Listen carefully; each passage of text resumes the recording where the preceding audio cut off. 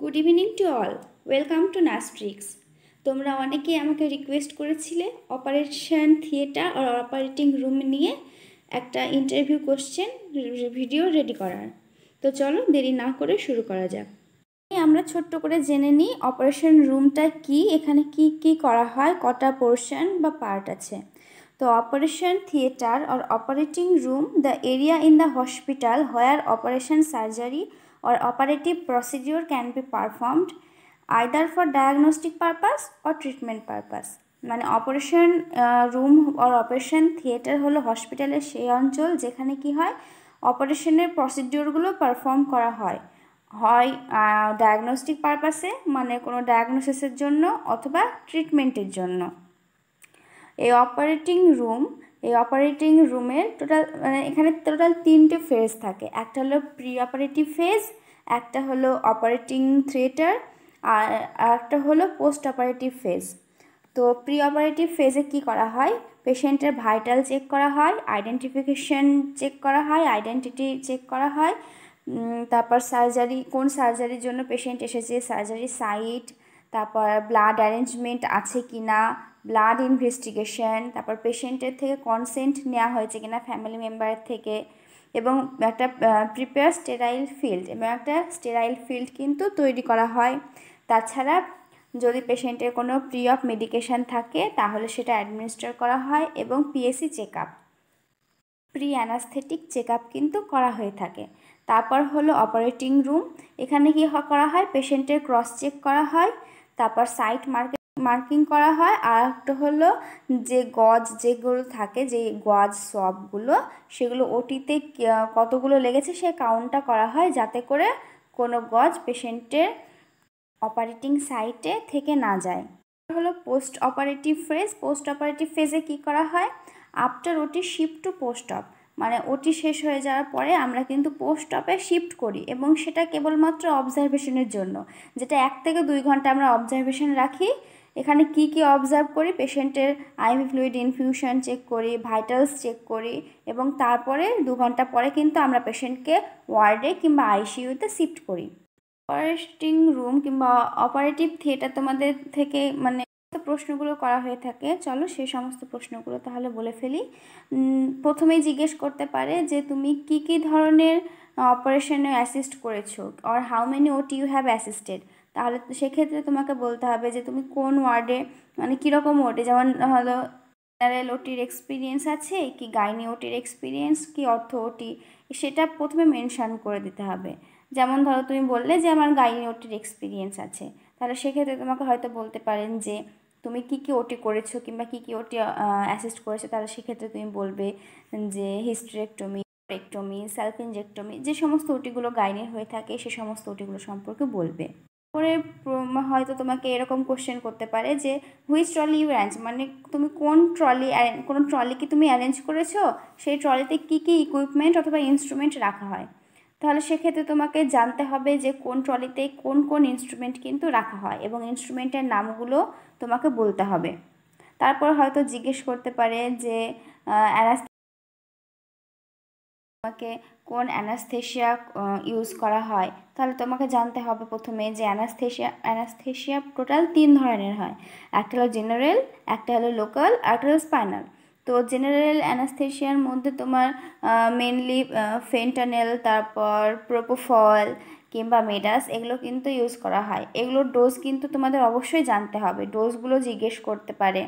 Local anaesthesia আর spinal anaesthesia, তোমাকে এখানে question করতে পারে যে একজন পেশেন্টের স্পাইনাল অ্যানাস্থেশিয়া দেওয়া হলো, তারপরে তোমার ইমিডিয়েট কি কাজ করতে হবে। তো আমরা সবাই জানি যে স্পাইনাল অ্যানাস্থেশিয়া দেওয়ার পর কিন্তু পেশেন্টের বিপি ফল হয়, তাহলে তখন আমাদের কি করতে হবে, আইভি ফ্লুইডটা চালাতে হবে, এবং সেটাকে কিন্তু মনিটর করতে হবে।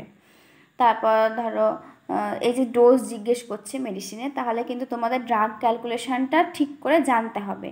তো ড্রাগ ক্যালকুলেশনটা সম্পর্কে তোমাদের ধারণা থাকতে হবে।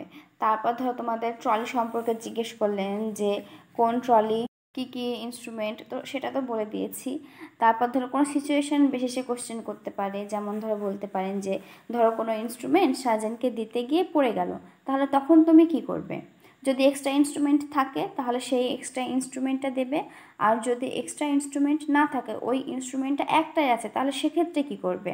তাহলে সেক্ষেত্রে কী করবে, সাইডেক্স সলিউশনে ডিপ করে তারপর সেটাকে ডিসইনফেক্ট করে সেটা কিন্তু দিতে হবে। এরকমভাবে তোমাদের সিচুয়েশন বেসিসে কোশ্চেন করতে পারে। তারপর ধরো স্টেরিলাইজেশন একটা ভাইটাল পয়েন্ট। স্টেরিলাইজেশন থেকে কেন করা হয়? To prevent cross infection.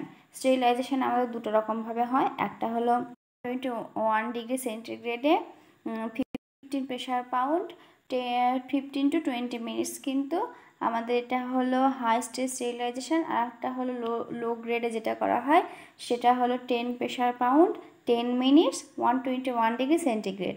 তো এটা বলতে হবে, তোমাদের জানতে হবে। তারপর ধরো আরও কোশ্চেন করতে পারেন যে ধরো ওটি চলছে, সেই ওটি চলাকালীন কোনো পেশেন্টের কার্ডিয়াক অ্যারেস্ট হলো, তাহলে সেক্ষেত্রে তুমি কি করবে? যদি কার্ডিয়াক অ্যারেস্ট হয় তাহলে কিন্তু পেশেন্টের সিপিআর স্টার্ট করতে হবে, কার্ডিও পালমোনারি রিসাসিটেশন। এর সাইকেলটা কতগুলো, কোন মেডিসিন কোন ড্রাগ ইউজ করা হয়, অ্যাট্রোপিন ইউজ করা হয়। তারপর তোমার সিপিআরের যে রেশিওটা সেটা জিজ্ঞেস করতে পারেন, 15:2। ঠিক আছে। আর একটা যেটা ভাইটাল পয়েন্ট সেটা হলো পজিশন ইন সার্জারি, মানে ধরো কোন ধরনের সার্জারিতে কি পজিশন দেওয়া হয়। মেনলি আমরা যে সমস্ত গাইনি সার্জারিগুলো হয়ে থাকে কিংবা রিপ্রোডাক্টিভ যে সার্জারিগুলো হয়ে থাকে, তাহলে সেক্ষেত্রে আমরা লিথোটমি পজিশন দিই।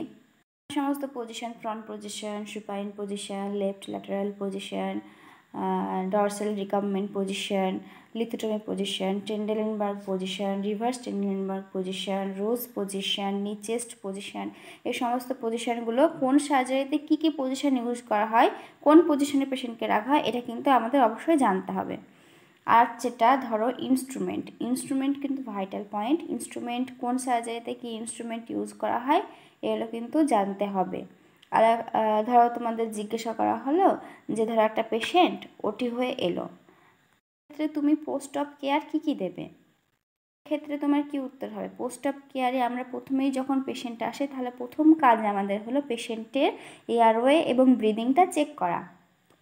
তাহলে পেশেন্টের আমরা প্রথমে এয়ারওয়ে এবং ব্রিদিংটা চেক করব। তারপরে স্টেজই হলো আমাদের ভাইটাল সাইন। পেশেন্টের ভাইটাল সাইন চেক করব, temperature, pulse, respiration, blood pressure, oxygen saturation, এগুলো কিন্তু আমরা চেক করব। তারপরে পেশেন্টের যে ব্যান্ডেজটা আছে সেই ব্যান্ডেজের ব্লিডিংটা কীরকম হচ্ছে সেটা কিন্তু আমরা চেক করব। যদি এক্সেস ব্লিডিং হয় তাহলে কিন্তু আমাদের সার্জনকে ইনফর্ম করতে হবে। তারপর maintain IOP chart, intake output chart আমরা মেনটেন করতে হবে। ইউরিন আউটপুট কীরকম হচ্ছে, ফ্লুইড ইনটেক কীরকম হচ্ছে সেটা আমাদের চেক করতে হবে এবং আইওপি চার্টে পুট করতে হবে।